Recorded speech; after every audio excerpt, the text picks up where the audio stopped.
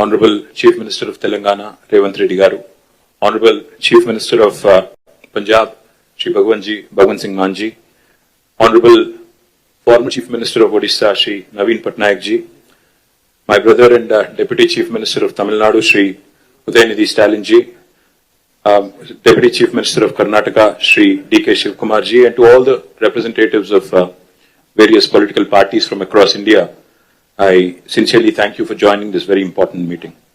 I come from Telangana and I represent the Bharat Rashtra Samiti, which has led a movement for 14 years for the formation of Telangana under the leadership of our leader, Shri K. Chandrasekhar Rao. When Mr. Vijayan spoke about tyranny of majority, sir, we understand what exactly it means to come out of a larger setup and create a small state. We fought against Delhi, and we fought against the forces for about 14 years to achieve our dream. A long fraught battle it was. We of course draw a lot of inspiration from the people of Tamil Nadu on how to preserve our identity and fight for our rights in a federal setup, because the whole Dravidian movement is a beacon of light for all of us across the country in terms of fighting for our rights and fighting for our spirit. We of course also are aware that the 5 South Indian states are at the receiving end, as was enunciated by Shri Vijayan ji, Shri Revanth Reddy ji, and also eloquently by D.K. Shivkumar ji, of the union government's policies. Despite demonstrating robust growth across sectors, these states have been victims of apathy and discrimination. Let me remind all of us, we live in the world's largest democracy, India. But democracy should not become a mobocracy. We cannot let numbers dictate terms, we cannot let numbers dictate policies. While any true federal government would incentivize high-performing states, we have a dispensation today in India that rewards laggards and penalizes achievers. South Indian states, we all know, have been pioneers in administration, in education, in economic production, yet we are penalized with reduced political power. This is not just an imbalance, but it is a political and fiscal centralization that is looming large. History will not forgive us if we do not speak up, because this is the time I think we have to unite. We have to fight against this fundamental inequity. We also need to remember those who have contributed significantly cannot be penalized, cannot be discriminated against. Despite contributing to 36% of India's GDP from the 5 southern states, we are receiving smaller share of central resources, which is also raising a huge concern on fiscal centralization. Delimitation will also create a situation where fiscal resources will also be centralized, much to the chagrin, much to the detriment of South Indian states. If we allow this to continue, I fear that as South Indian leaders, we will be doing a great disservice to our future generations. So history will not forgive us, let me repeat, if we do not speak up now. Discrimination against the South is not a new phenomenon. However, it has reached alarming proportions in the last 1 decade. From forcible imposition of Hindi to projects like bullet trains only being confined to the northern part of India, union government's initiatives are clearly discriminating against the southern states. To make matters worse, the BJP-led union government is now attempting to implement delimitation on basis of population, adding insult to injury. I'd like to begin by quoting a renowned jurist who once famously said, "A true federation does not allow any region to dominate another, nor does it permit the dilution of democratic representation based on transient factors."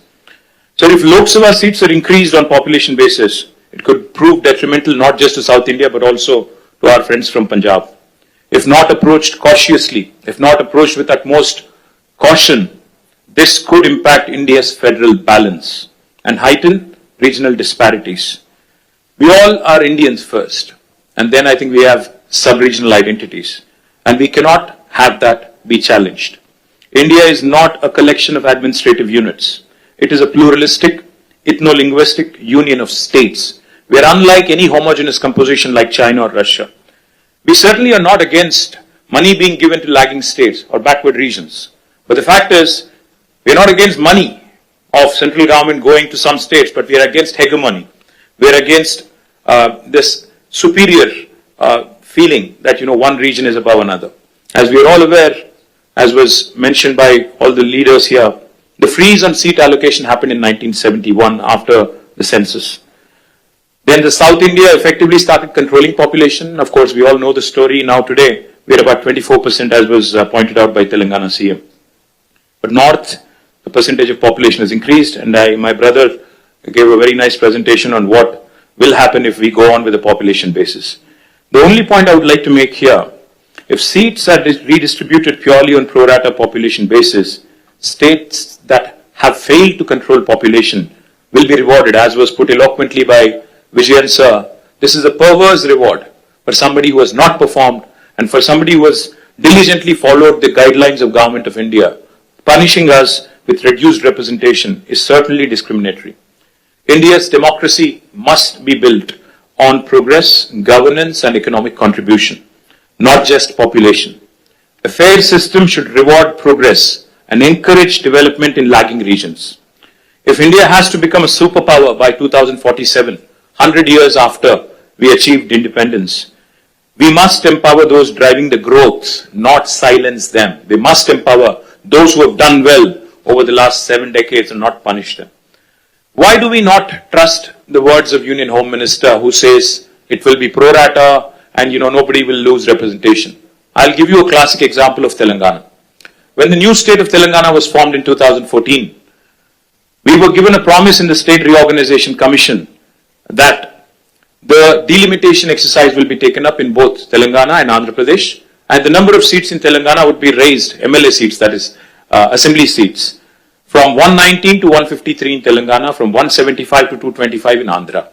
11 years since then, and it's an act of the parliament, but no action has been initiated because it is inconvenient for BJP to increase the seats. Where it is convenient for them in Jammu and Kashmir and Assam, they've gone ahead and conducted delimitation. Where it is inconvenient for them in Andhra and Telangana, they've kept it aside. Why do we not trust them? Because, their action, their history speaks otherwise. Today, the union government has indulged in cesses. They've come out with cesses, a formula which basically deprives the states of devolution, of a rightful share in devolution. It's a constitutional right. Therefore, we have apprehensions. Therefore, we have a lot of doubts about the center's intentions. But I also would like to propose a few possible suggestions towards solutions. If the central government is determined to proceed with delimitation, I think as Stalin sir put it, fair delimitation is the ask. It should be fair, it should be just, and Dr. Baba Saheb, when he put these 3 words in Constitution, I think he meant it for situations like this: equality, liberty, and fraternity. Now, if they would want to go ahead and do the delimitation because they have the numbers, then we have to ensure that the current proportion of each state remains as it is. If Tamil Nadu has about 39, is it? 39 and Telangana has 17 with increased numbers also, our percentage should also increase proportionately. And it should not come down, our voice should not come down.